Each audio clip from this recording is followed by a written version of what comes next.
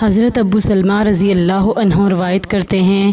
جب حضرت ابو سعید خدری رضی اللہ عنہ کی وفات کا وقت قریب آیا تو انہوں نے نئے کپڑے منگوا کر پہنے، پھر فرمایا، میں نے رسول اللہ صلی اللہ علیہ وآلہ وسلم کو یہ فرماتے سنا ہے کہ میت کو انہی کپڑوں میں اٹھایا جائے گا جن میں وہ مرے گا۔ حضرت فضالہ بن عبید رضی اللہ عنہ روایت کرتے ہیں کہ نبی اکرم صلی اللہ علیہ وآلہ وسلم نے فرمایا، جو شخص ان مراتب میں سے کسی مرتبے پر مرے گا قیامت کے دن اسی پر اٹھایا جائے گا۔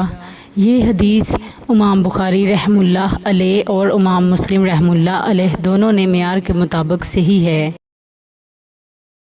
حضرت عمر بن حمق رضی اللہ عنہ فرماتے ہیں، رسول اللہ صلی اللہ علیہ وآلہ وسلم نے فرمایا، جب اللہ اپنے کسی بندے سے محبت کرتا ہے تو اس کو شہد کھلاتا ہے۔ صحابہ کرام رضی اللہ عنہم نے عرض کی، کیسے شہد کھلاتا ہے؟ آپ صلی اللہ علیہ وآلہ وسلم نے فرمایا، اس کی موت سے پہلے اس کو نیک عمل کی توفیق دیتا ہے، حتیٰ کہ اس کے پڑوسی اس سے خوش ہو جاتے ہیں، یا شاید فرمایا کہ اس کے ارد گرد والے لوگ اس سے خوش ہو جاتے ہیں۔